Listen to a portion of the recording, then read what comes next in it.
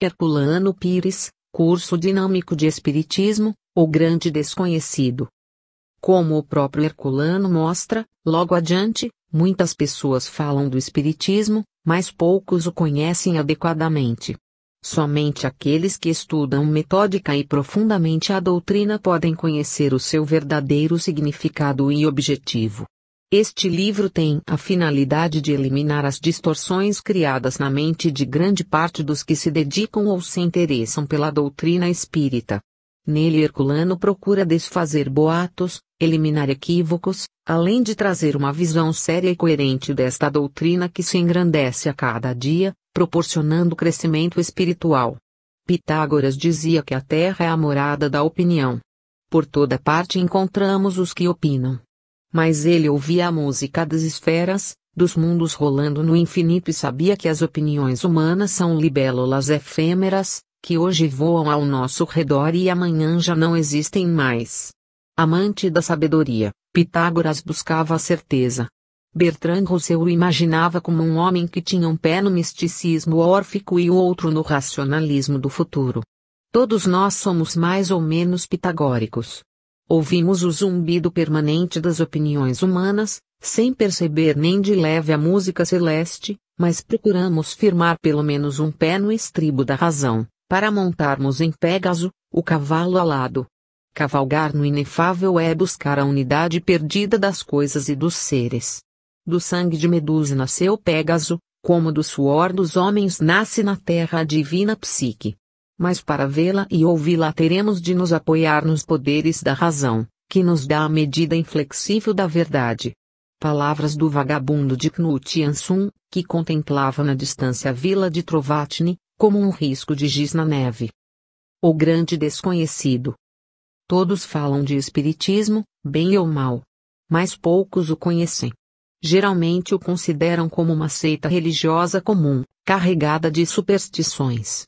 Muitos o veem como uma tentativa de sistematização de crendices populares, onde todos os absurdos podem ser encontrados. Aos que o aceitam como Nova Goécia, magia negra da antiguidade disfarçada de cristianismo milagreiro. Grandes cientistas se deixaram envolver nos seus problemas e se desmoralizaram. Outros entendem que podem encontrar nele a solução para todos os seus problemas, conseguir filtros de amor e os 13 pontos da loteria esportiva. E na verdade os seus próprios adeptos não o conhecem. Quem se diz espírita arrisca-se a ser procurado para fazer macumba, despachos contra inimigos ou curas milagrosas de doenças incuráveis. Grandes instituições espíritas, geralmente fundadas por pessoas sérias, tornam-se às vezes verdadeiras fontes de confusão a respeito do sentido e da natureza da doutrina. O Espiritismo, nascido ontem, nos meados do século passado, é hoje o grande desconhecido dos que o aprovam e o louvam e dos que o atacam e criticam. Durante muito tempo ele foi encarado com pavor pelos religiosos, que viam nele uma criação diabólica para a perdição das almas. Falar em fenômenos espíritas era provocar votos de esconjuro. Ler um livro espírita era pecado mortal, comprar passagem direta para o caldeirão de Beelzebub. Médicos ilustres chegaram a classificar o espiritismo como fábrica de loucos. Quando começaram a surgir os hospitais espíritas para doenças mentais, alegaram que os espíritas procuravam curar loucos que eles mesmos faziam para aliviar suas consciências pesadas. E quando viram que o espiritismo realmente curava loucos incuráveis, diziam que os demônios se entendiam entre si para lograr o povo. Hoje a situação mudou. Existem sociedades de médicos espíritas e as pesquisas de fenômenos mediúnicos invadiram as maiores universidades do mundo. Não se pode negar que a coisa é séria, mas definir o espiritismo não é fácil. Porque ninguém o conhece, ninguém acredita que se precisa estudá-lo, pensam quase todos que se aprende a doutrina ouvindo espíritos. Os intelectuais espíritas são confundidos com médiuns. Quem escreve sobre espiritismo não escreve, faz psicografia. Acham que para estudar a doutrina é preciso desenvolver a mediunidade e receber maravilhosas lições de espíritos superiores. Não obstante, O Espiritismo é uma doutrina moderna, perfeitamente estruturada por um grande pensador, escritor e pedagogo francês, homem de letras e ciências, famoso por sua cultura e seus trabalhos científicos e que assinou suas obras espíritas com o pseudônimo de Allan Kardec. Saber isso já é saber alguma coisa a respeito, mas está muito longe de ser tudo.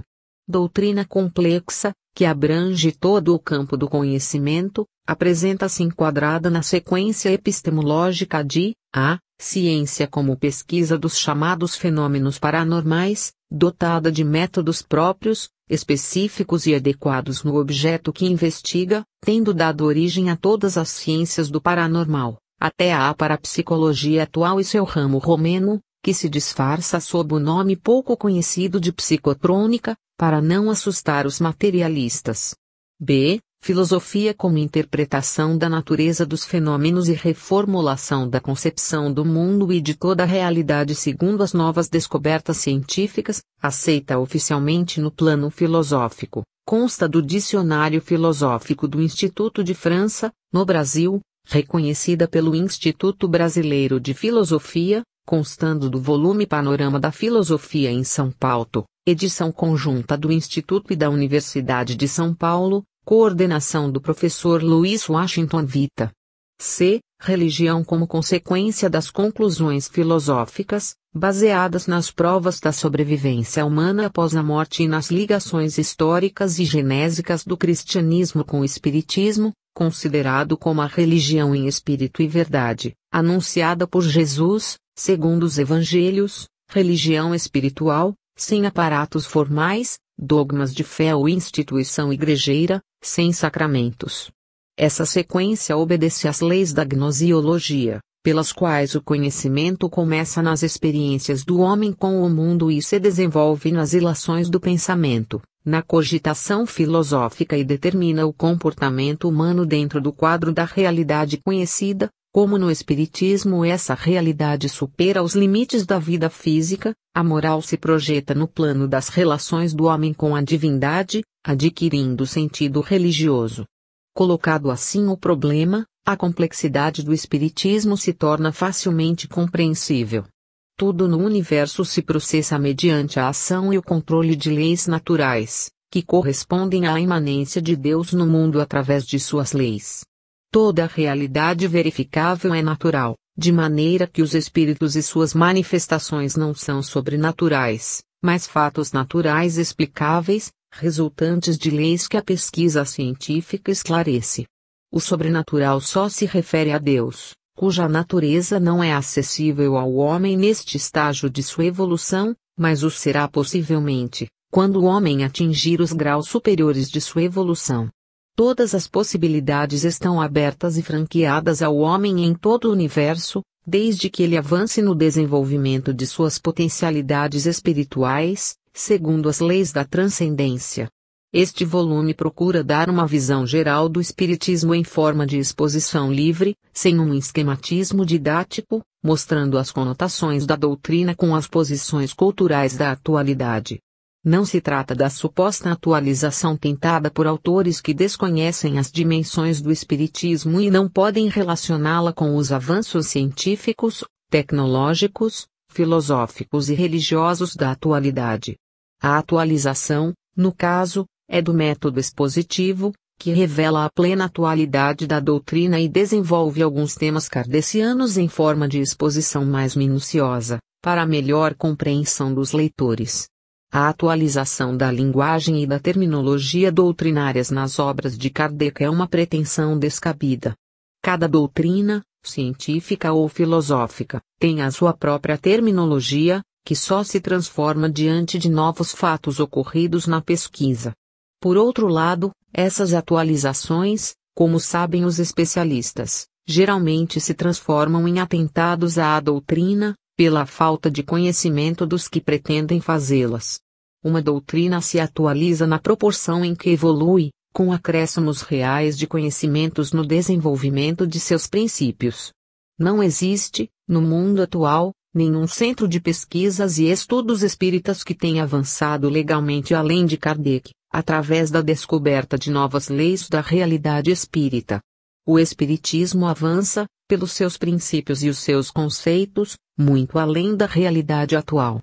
E mesmo que não avançasse, ninguém teria o direito de interferir na obra de Kardec, como na obra de qualquer outro cientista. É livre o direito de contestar através de outras obras, mas não há direito nenhum que permita a um pintamonos desfigurar as obras clássicas da cultura mundial. Os capítulos deste livro correspondem a exposições doutrinárias feitas pelo autor em várias ocasiões, em palestras feitas com debates, até mesmo em numerosas faculdades de teologia católicas e protestantes, bem como em debates de televisão. Por isso, são capítulos escritos em linguagem livre, dando ao leitor a possibilidade de discutir os problemas consigo mesmo, tentando refutar as teses expostas. Esperamos que os meios espíritas, particularmente, aproveitem estes capítulos para uma incursão mais corajosa nas possibilidades de conhecimento que o Espiritismo nos oferece em todos os campos das atividades humanas e em face dos múltiplos problemas que nos desafiam nesta hora de transição da cultura humana. São anos de estudos, experiências, investigações e intuições espirituais que se acumulam nestas páginas, ao correr das teclas, mas sob rigoroso controle da razão. Que no Espiritismo tudo deve ser rigorosamente submetido a apreciações e críticas racionais. O processo cultural. No desenvolvimento da cultura, em nosso mundo, podemos assinalar 3 fases bem definidas no processo histórico: a. Culturas empíricas, b. Culturas religiosas, c. Culturas científicas. As culturas empíricas se desenvolvem nas relações primárias do homem com a natureza, através das experiências naturais. Nessas experiências o homem elabora os 3 elementos básicos de toda a cultura: ponto mediano a linguagem, ponto mediano o rito, ponto mediano o instrumento. Não se trata de uma elaboração sucessiva, mas sincrônica, de uma reelaboração das experiências animais. Tudo se encadeia no universo, diz o Livro dos Espíritos. Nesse encadeamento as vozes animais se transformam na linguagem humana, os ritos em rituais da sociabilidade humana e dos cerimoniais religiosos, as garras dos animais se projetam nos instrumentos de pau e pedra de que o homem se serve para agir sobre a natureza e adaptá-la às suas necessidades de sobrevivência. As experiências que desenvolvem a cultura empírica excitam as potencialidades do espírito, desenvolvendo-as nas tribos e nas hordas.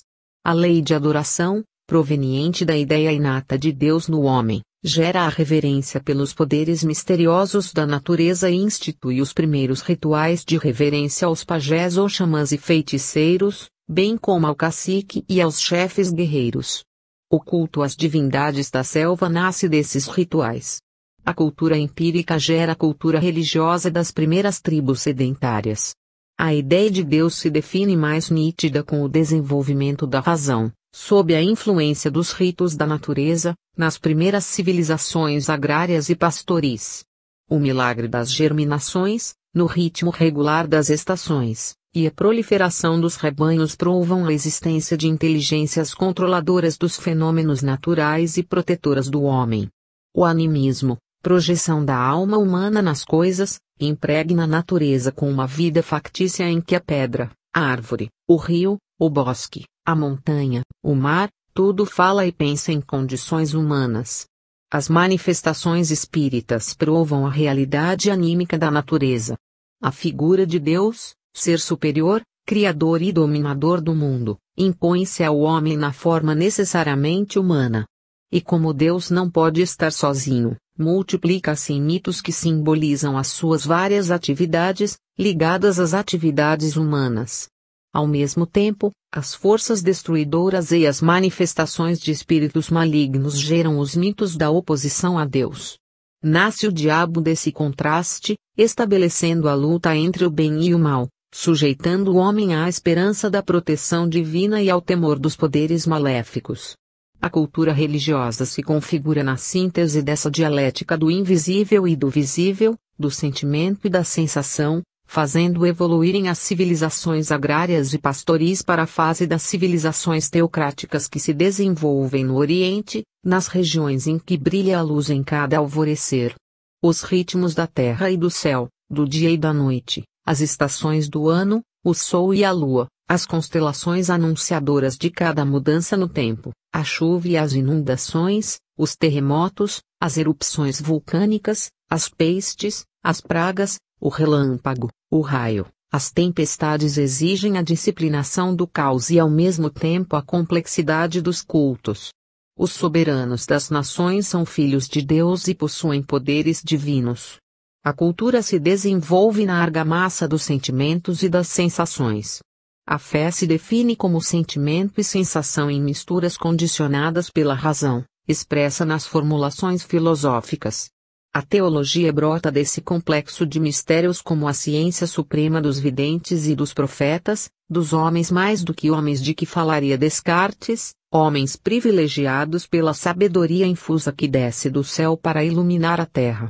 A cultura religiosa é uma oferenda celeste que os homens simplesmente homens não podem tocar com suas mãos indignas, não podem avaliar com suas mentes entorpecidas pelos interesses materiais e as ambições inferiores da vida perecível. O mundo se divide em duas partes inconciliáveis, surgem os conceitos do sagrado e do profano. As culturas religiosas desligam-se da tradição empírica, rejeitam a experiência natural, relegando ao campo do profano, do pecaminoso. Entregam-se à alienação do suposto, do imaginário.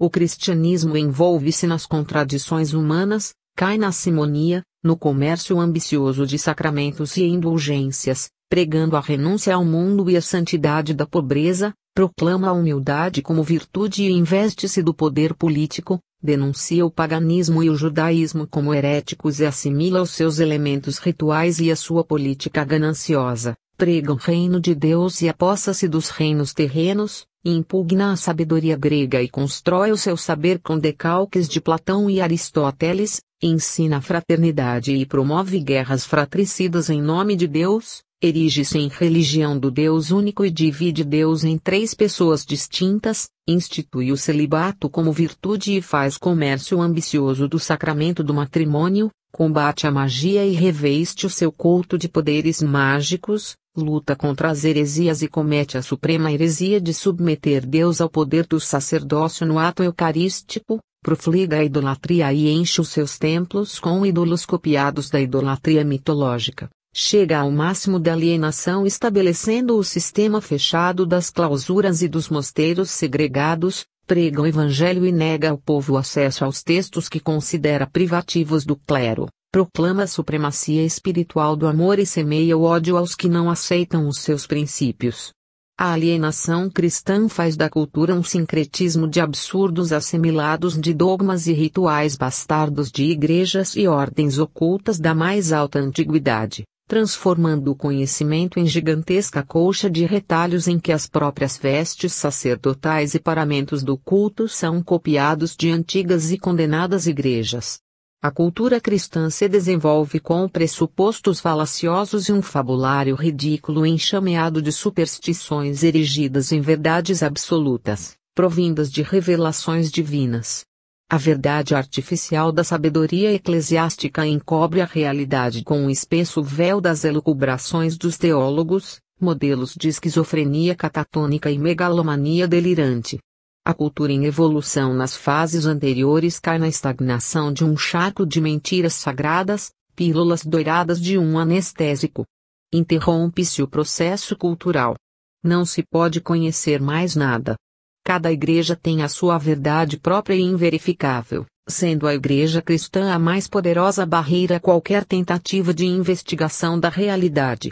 A morte cruel é o prêmio dos que se atreverem a rasgar o véu de Ísis para mostrar o corpo da verdade nua. O desenvolvimento da imaginação criadora levará a cultura a um solipsismo devorador. Tudo estava esclarecido, a imaginação dos poetas, considerados profetas, resolvia todos os mistérios em termos de mitologia grega ou tradição romana, os teólogos solucionavam os problemas da vida e da morte com belas frases em latim, as igrejas detinham a verdade absoluta, amaldiçoando-se entre si, velavam pela ordem cultural perseguindo e matando em nome de Deus os atrevidos que tentassem profanar a palavra de Deus, escrita na Bíblia por velhíssimos judeus que haviam, num complô com César e seu legado Pilatos, condenado à flagelação e à cruz um jovem carpinteiro que tivera a audácia de se apresentar como o Messias de Israel. A cultura científica teve de romper a golpes de atrevimento a selvagia dessa cultura religiosa inconsequente, contraditória e arrogante, empalhada como um pássaro morto em velhos pergaminhos de uma sabedoria feita de suposições e elucubrações pretensiosas. O mundo dos homens desligara-se totalmente da realidade, fechando-se num casulo de formulações abstratas. Mais bizantina que Bizâncio, Roma sofismava sobre problemas que se recusava a conhecer. Só a ignorância total e a ingenuidade das populações bárbaras poderia aceitar. Após a queda do Império do Ocidente, comprovava-se historicamente a afirmação evangélica de que o ensino de Jesus seria deturpado e necessitaria de tempo para que os homens pudessem compreendê-lo. O milênio medieval teria a função de desenvolver a razão como guia do pensamento e freio da imaginação, ao fogo das tragédias e loucuras de um misticismo criminoso, para que, no Renascimento, os frutos de experiências dolorosas abrissem perspectivas para o desenvolvimento de uma cultura realista, apoiada em pesquisas metódicas da realidade. Foi então que a esquizofrenia mundial revelou-se em definitivo. O espírito humano estava dividido numa cultura fantasiosa, formada pela dogmática absurda das religiões, e numa cultura rebelde, atrevida e exigente, que arrancava aos homens da ilusão de um saber confuso, para oferecer-lhes o saber legítimo que iniciara a fase das experiências empíricas e se negara a si mesma no desenvolvimento alucinado do fanatismo religioso. O movimento da Reforma, desencadeado por Lutero, em consequência das lutas de Abelardo e das proposições de Erasmo de Roterdã, em conjugação aparentemente ocasional com as tentativas de pesquisas objetivas de Galileu, Copérnico, Giordano Bruno e outros mártires da ciência nascente, marcavam os rumos de uma nova concepção do mundo e do homem. Abelardo foi o precursor medieval de Descartes, que por sua vez foi o precursor de Kardec.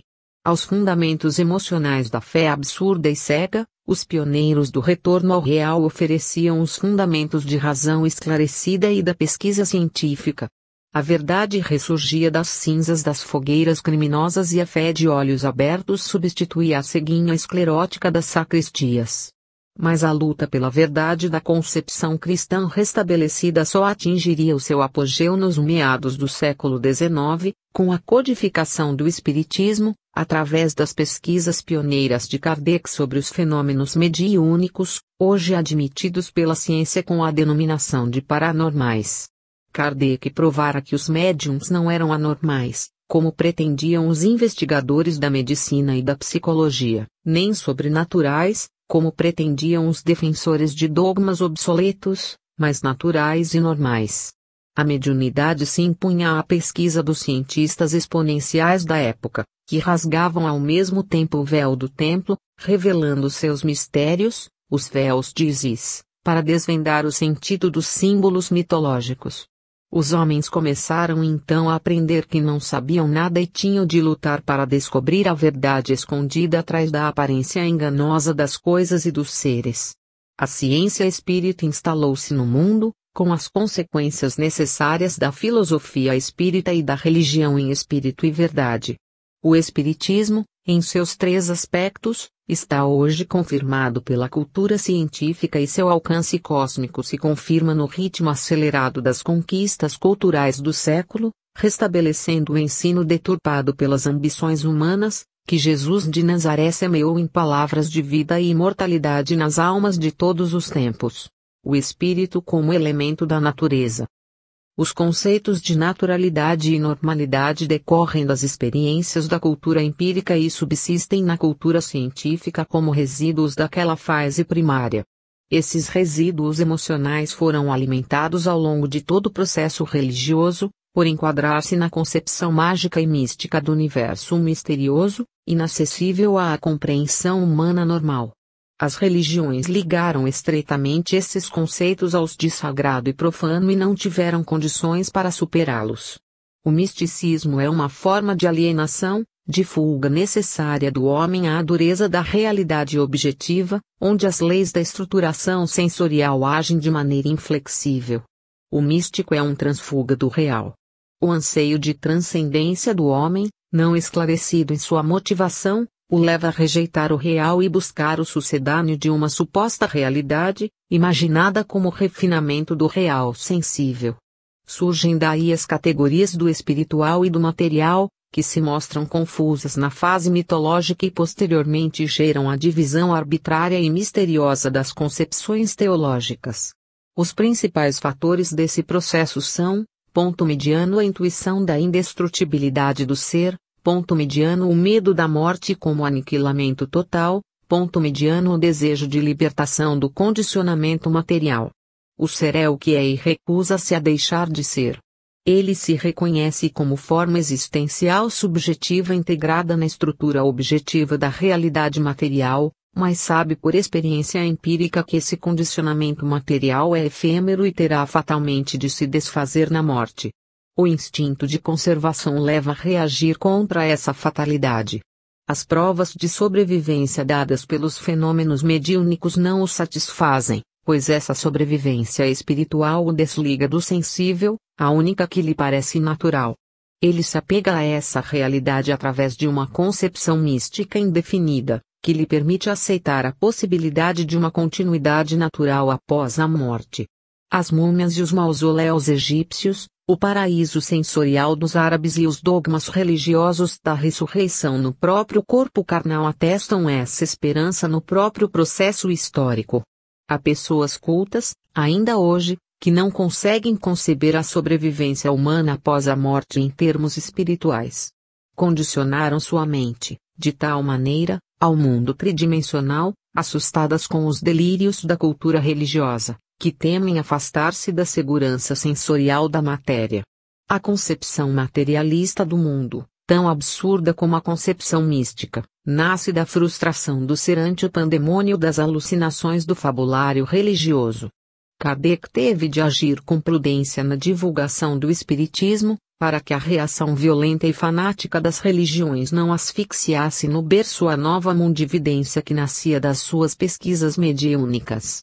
Mas em seu livro O Céu e o Inferno colocou o cristianismo sincrético da Igreja no banco dos réus e mostrou que a mitologia dos clérigos era mais absurda e mais cruel do que a do mundo clássico mitológico.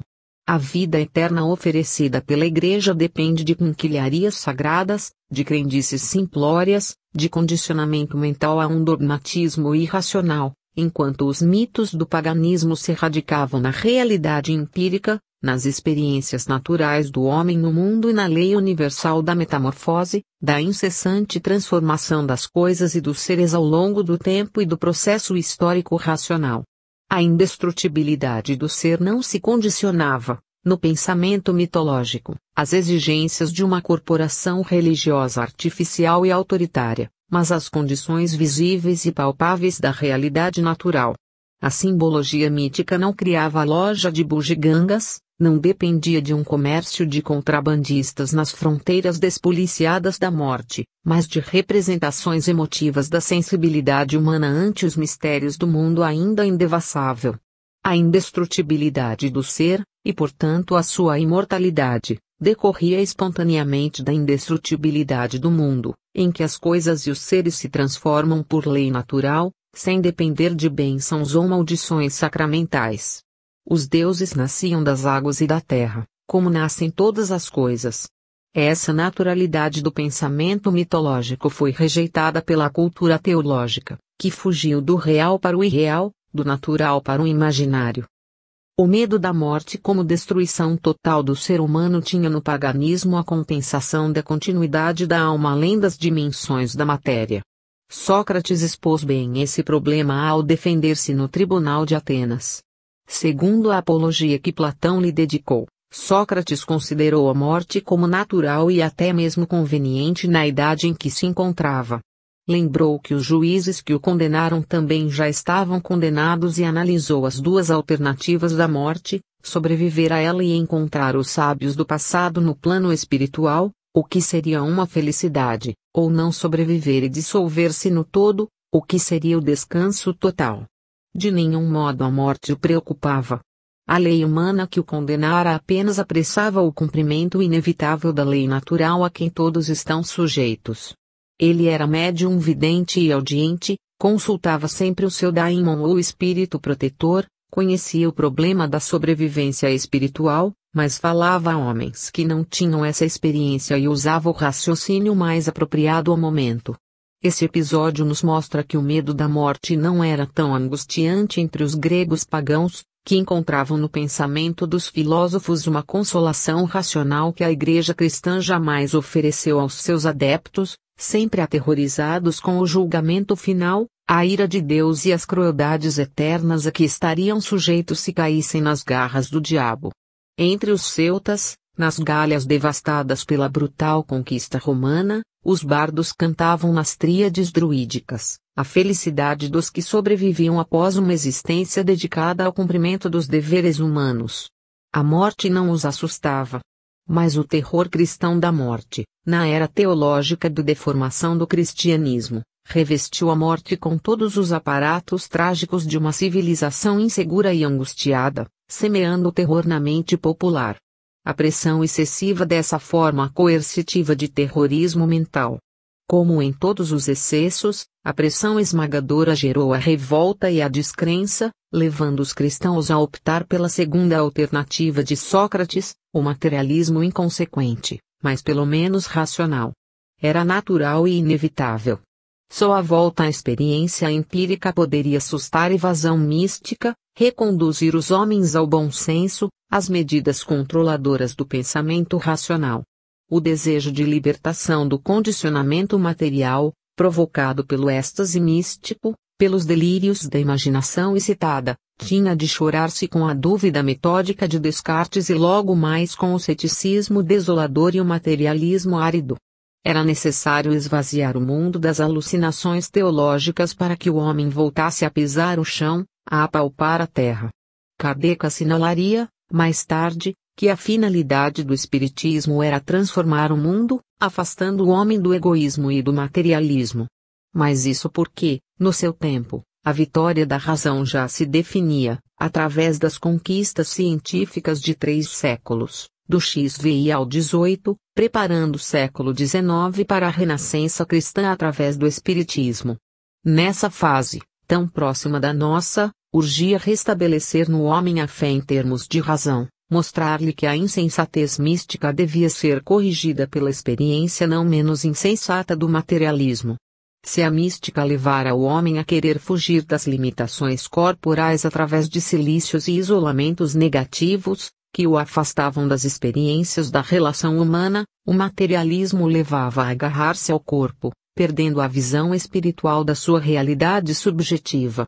A grande tarefa do espiritismo se definia com clareza, era conter a emoção e imaginação, ligar a fé à razão, unificar o psiquismo humano nos quadros da realidade terrena.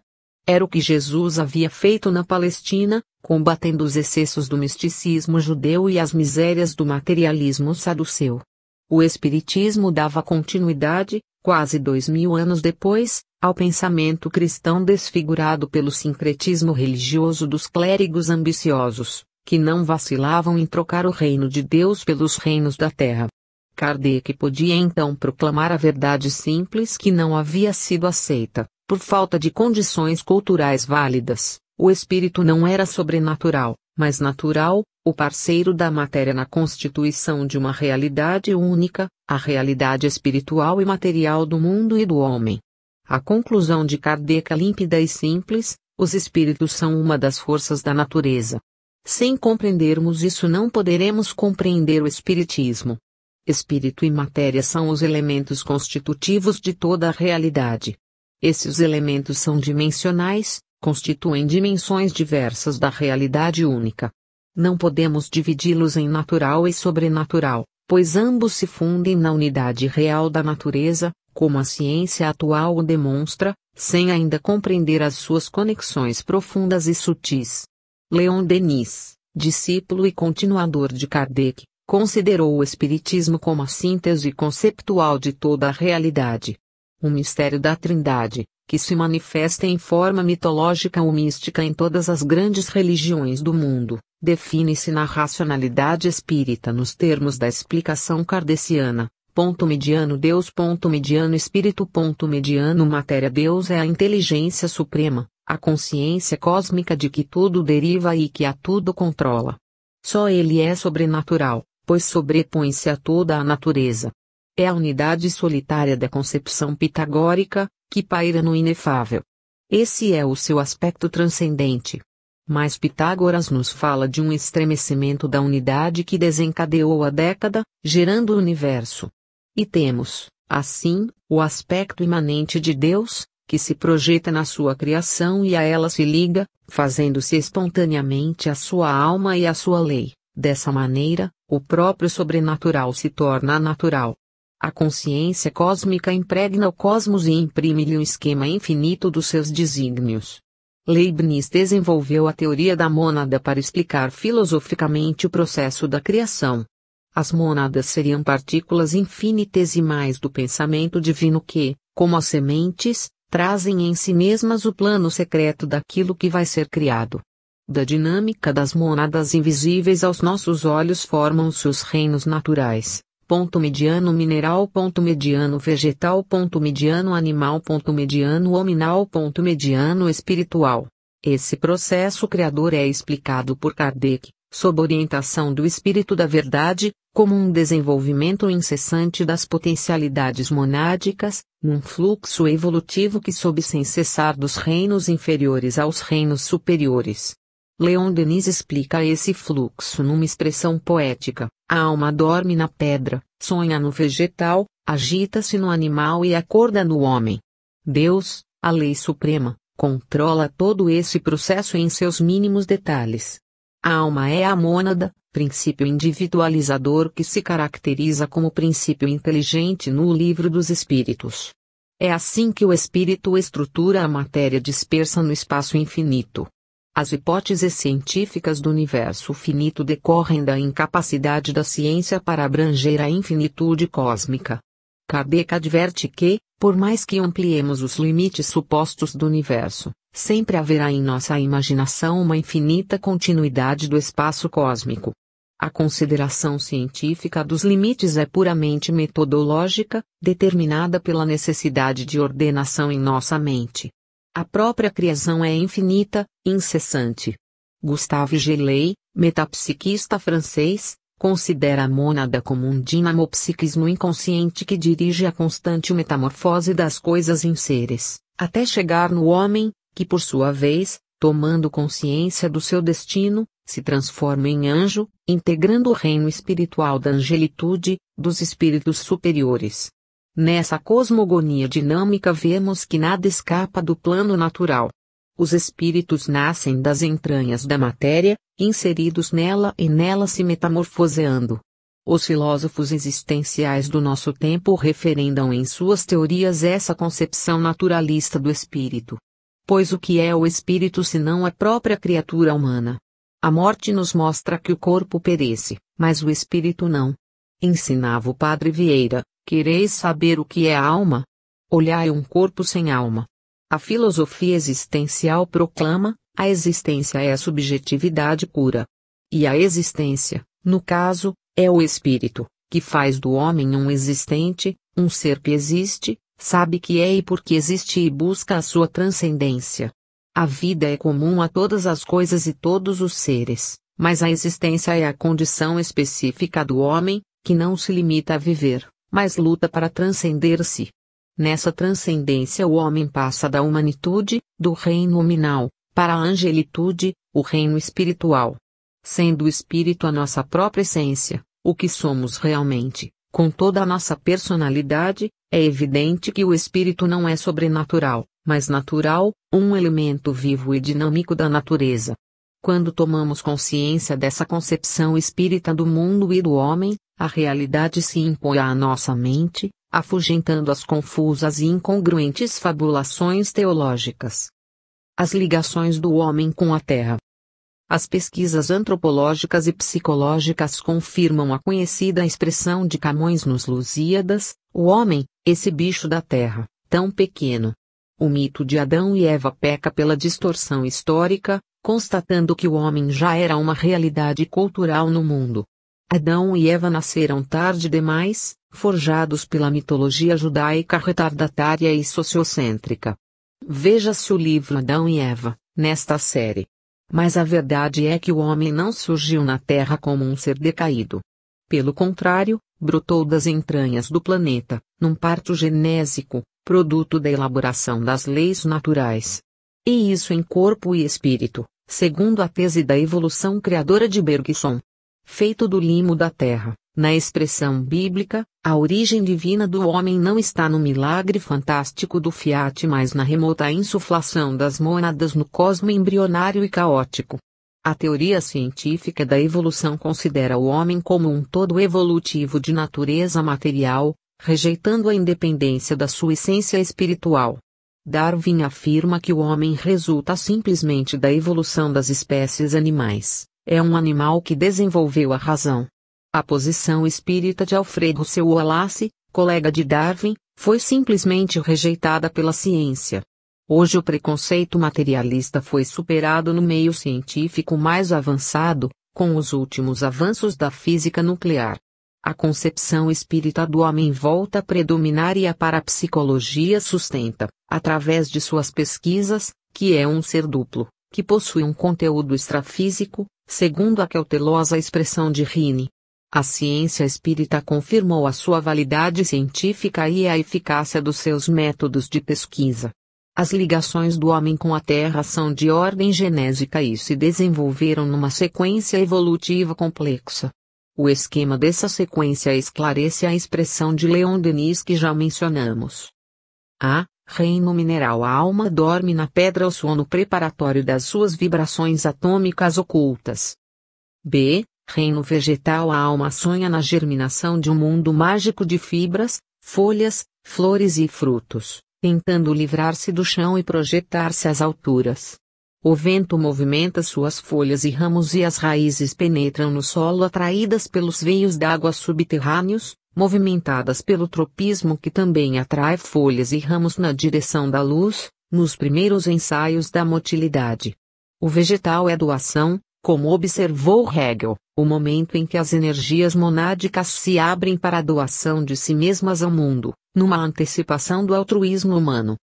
C. Reino animal. A estrutura monádica, aberta no vegetal em doação de si mesma, retrai-se para centralizar no centro monádico, espécie de núcleo atômico, o controle geral de sua estrutura, desprendendo-se do chão e assumindo a responsabilidade instintiva da sua motilidade, da sua capacidade de movimentar-se sozinha.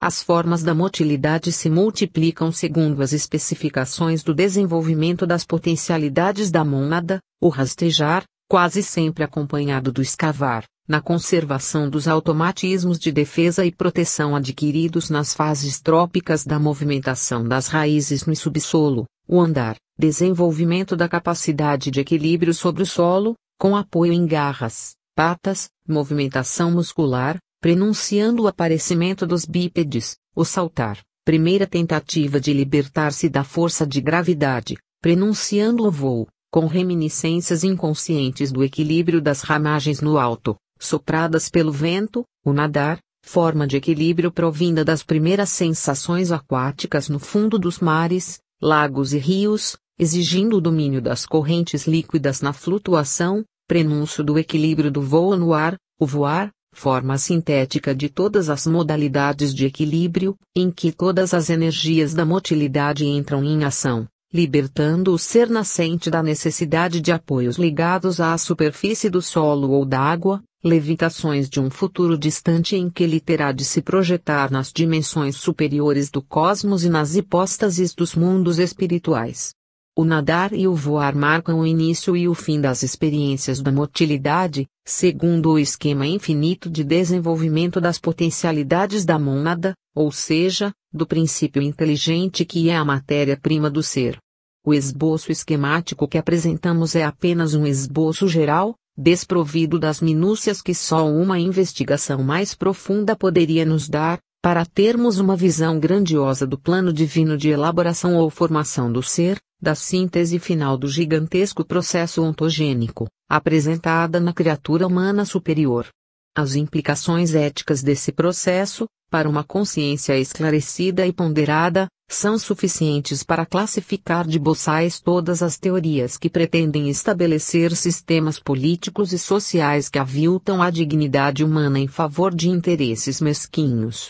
Por outro lado, essa visão espírita do processo genético reduz à condição de um fabulário ingênuo, típico das civilizações agrárias e pastores, toda a mitologia bíblica, sobre a qual as igrejas cristãs fundaram as suas teologias. A palavra de Deus nunca foi pronunciada em nenhuma língua humana, mas na linguagem monádica das leis irreversíveis que regem o infinito, desde as constelações atômicas de um grão de areia até as galáxias superiores. Deus não fala em palavras, fala em mônadas. Suas frases não são escritas em nenhuma língua inexpressiva dos planos inferiores, e suas frases não estão sujeitas à exegese das mentes relativas. Cada palavra da linguagem divina é um ser e cada frase é um mundo, cada discurso uma constelação com milhões de anos-luz de extensão. Não obstante, nosso pensamento pode compreender essa linguagem divina, se tivermos essa virtude tão simples e tão difícil que se chama simplicidade e floresce na humildade. A Terra e o homem formam uma unidade, pois as nossas ligações com o planeta foram estabelecidas na Gênese. Mas a Terra não é apenas o planeta material que nos suporta. Spinoza, cujas ligações com o Espiritismo são flagrantes na ética, ensinou a existência da natureza naturata e da natureza naturans. Tudo o que temos no plano natural exterior são efeitos produzidos pelas causas profundas da natureza invisível. As duas naturezas, que Platão chamou de sensível e inteligível, se interpenetram. Hoje a ciência reconhece, embora ainda de maneira incipiente, que os mundos de matéria e antimatéria são interpenetrados. Nessa interpenetração dinâmica o homem é um point d'optique, um ponto visual em que o sistema do mundo se reflete por inteiro. As duas naturezas do mundo se revelam no homem como alma e corpo. Nossa alma se liga à alma da terra, natura naturans, e nosso corpo se liga ao corpo da terra, natura naturata. Por isso, ao morrer, nosso corpo retorna à terra de que nasceu e nosso espírito não voa para mundos distantes, mas permanece imantado ao domicílio terreno. Só quando o espírito atingiu e ultrapassou os limites da evolução terrena tem o direito de elevar-se aos mundos superiores. As condições desses mundos não são acessíveis aos espíritos que ainda se encontram imantados ao pó da terra. Além dos motivos genésicos da nossa imantação ao solo e à atmosfera terrena, as hipóteses ou esferas da erraticidade, temos ainda os compromissos e as dívidas que contraímos, em encarnações sucessivas, com pessoas e comunidades, e que só se apagam com os resgates e as reparações que teremos de enfrentar em novas reencarnações. B. As afeições que nos prendem a criaturas que continuem em trânsito no planeta. C. Os trabalhos e deveres que geralmente protelamos em encarnações sucessivas e que aumentam na proporção do nosso desleixo, quando não os somamos a novas protelações. D. As exigências da consciência no tocante a realizações mal acabadas ou negligenciadas por interesses imediatistas.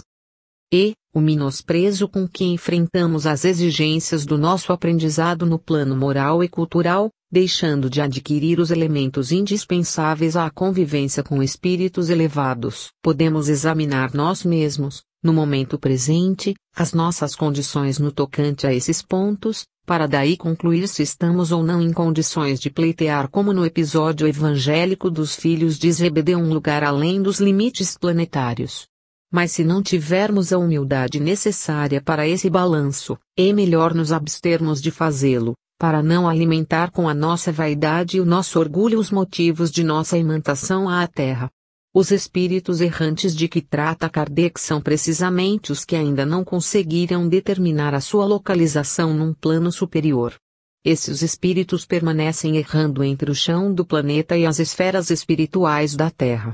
Vão e voltam em sucessivas reencarnações, como os encarnados que erram pelos caminhos do mundo sem se fixarem em nenhum lugar. Plotino afirmava, no neoplatonismo, que somos em geral almas viajoras, incapazes de permanecer no mundo espiritual. Sentimos a atração da matéria, esse visgo que prende o espírito. Segundo Kardec, nos precipitamos em novas encarnações no plano terreno. Por isso Jesus insistiu na necessidade do desapego em tudo o que fazemos. Nossa tendência a nos apegarmos afetivamente às coisas e aos seres retarda a nossa evolução e nos mantém na erraticidade, muitas vezes através de reencarnações que são cópias das anteriores.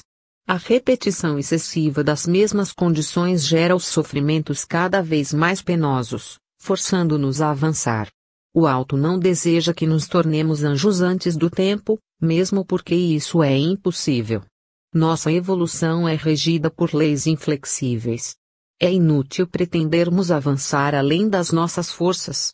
Mas é também inútil querermos continuar indefinidamente na Terra.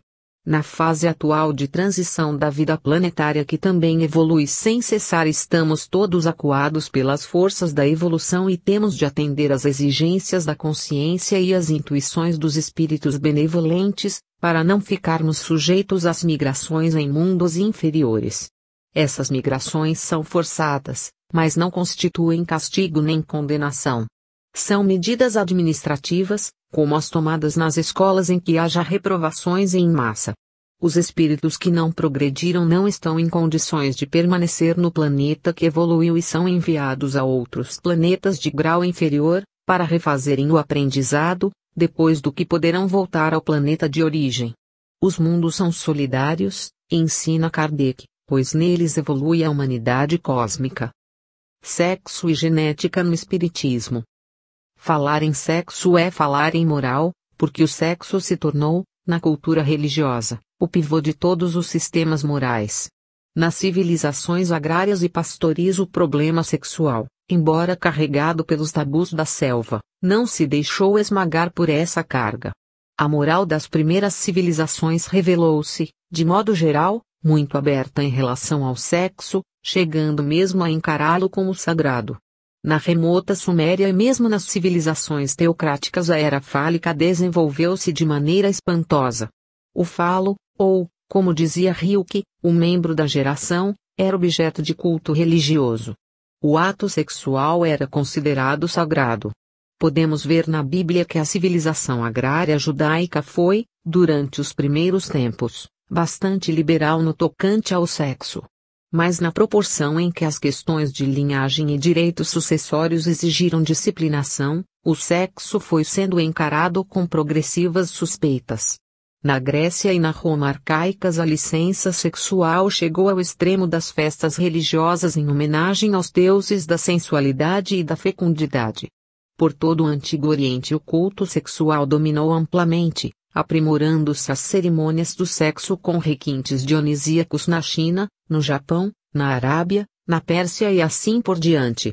Técnicas requintadas ainda subsistem atualmente em vários países, servindo para o incentivo do comércio turístico e pesando favoravelmente na balança de exportações. Os ritos da virilidade produziram em Esparta a prática oficial e obrigatória do homossexualismo na educação dos adolescentes, com repercussões acentuadas em Atenas, na Pérsia e em Roma. Na época de Sócrates o problema era encarado com ambivalência, como verificamos no banquete de Platão. Mas ainda nessa época os gregos chegaram a organizar, como relata Werner Laeger, um exército de andrógenos para conquistar Siracusa, partindo da ideia de que os amantes não se acovardavam quando juntos e queriam brilhar aos olhos uns dos outros. Episódio que mostra a plurivalência do sexo nas culturas clássicas. No cristianismo o sexo caiu em desgraça. Nem mesmo os tópicos bíblicos altamente sensuais puderam salvá-lo. Os cristãos caíram no complexo de castração. O sexo transformou-se em pecado mortal e a Igreja instituiu o celibato obrigatório dos clérigos e restabeleceu a virgindade sagrada das vestais, do culto pagão da deusa Vesta. Em conflito com o próprio mandamento divino do crescei e multiplicai-vos, a geração tornou-se impura e as crianças não nasciam inocentes, mas maculadas pelo pecado original. O horror ao sexo provocou epidemias de crises místicas nos conventos e mosteiros, dando incremento às perversões sexuais e aos delírios de histeria. Os íncubos e súcubos, demônios pervertidos, atacavam os padres e as freiras nos dormitórios sagrados, levando-os a pecados horrendos e a penitências e cilícios que geravam explosões satânicas de masoquismo. A asfixia das fontes biológicas da espécie custava tão caro que os clérigos tiveram de apelar à hipocrisia e à mentira. Bispos criaram taxas especiais para que os clérigos pudessem socorrer-se às ocultas, escapando aos delírios do sexo com a compra de autorizações eclesiásticas para pecar sem perigo para a pureza suposta das almas. E todas essas loucuras, que perduram ainda, repercutiram por todo o mundo em atrocidades de toda a espécie, perseguições e torturas, excomunhões e maldições, fogueiras assassinas, tudo ao canto das litanias piedosas, ao clamor diuturno das preces, no desespero e na angústia das famílias mutiladas, em nome do Cristo que salvara a mulher adúltera da lapidação dos hipócritas e transformara Madalena em santa, porque ela muito amara. O tempo passou, é verdade, mas as almas esmagadas perderam-se na revolta impotente, marcadas a fogo pela descrença em Deus e nos homens. Não fazemos um libelo tardio, mas não se pode tratar dessas fases históricas com a indiferença dos cínicos. A lição do passado precisa gravar-se em nossas mentes de maneira indelével, com as cores trágicas da loucura, para não cairmos de novo nas armadilhas da arrogância e da ferocidade selvagem que continuam armadas em nós mesmos. Seria um crime de lesa humanidade ocultar essa verdade áspera. E mais ainda, seria uma traição ao futuro passar de leve sobre um problema tão grave, tão carregado de consequências que ainda continua a ameaçar-nos. A herança tenebrosa corre ainda em nossas veias. A peçonha da serpente edênica envenena o nosso sangue, e o seu sibilar remoto ainda cicia aos nossos ouvidos, incitando-nos à loucura de novas tentativas de santidade e pureza extremas, como se pudéssemos sair do barro da carne para elevar-nos, num segundo, à condição angélica. A pretensão da santidade, formal, feita de atitudes fictícias, de fanatismo bronco, de orgulho satânico, ainda empolgam os que se julgam melhores do que os outros. As duras lições do passado nos mostram que só podemos nos aproximar do cristianismo através da humildade consciente e da simplicidade espontânea. Basta um grãozinho de orgulho, de pretensão a sabereta ou santo, para perdermos o Cristo de vista e entrarmos na procissão dos anjos de asas de papel. O Espiritismo nos oferece a última oportunidade de voltarmos a Cristo e reencontrarmos o seu ensino e o seu exemplo. Em todas as religiões cristãs exalta-se a importância do exemplo de Cristo, mas a própria instituição igrejeira, herdada do judaísmo e do paganismo, opõe-se brutalmente a qualquer assimilação da naturalidade cristã pelos adeptos. A erva daninha da vaidade pessoal e de grupo asfixia com suas folhas de urtiga as sementes do semeador. A suntuosidade das federações e dos centros espíritas com instalações pomposas excitam a vaidade das pessoas simples que as integram com boas intenções, mas logo se embriagam com as posições que assumem, considerando-se autoridades doutrinárias e portanto capazes de ditar normas, estabelecer disciplina, fixar posições doutrinárias e exigir obediência e respeito. Convencidos de possuir um conhecimento superior, muito acima da fatuidade da sabedoria igrejeira e da ignorância espiritual dos sábios materialistas, criaturas desprovidas de um mínimo de cultura geral julgam-se aptas a ensinar a verdade e até mesmo de reformular a doutrina com os dados supostos de suas precárias experiências.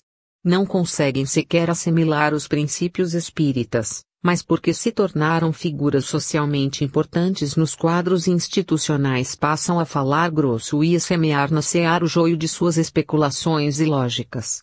Nada mais desolador do que esse espetáculo de ignorância enfatuada, não raro dado por indivíduos de formação universitária mal assimilada, que se apoiam em seus títulos para sustentar o seu falso prestígio. A última novidade que se espalha no meio espírita é a mais velha de todas, a da castidade para homens e mulheres, A fuga ao sexo, esse instrumento do diabo que é também um instrumento da criação, do povoamento da terra pelas criaturas de Deus.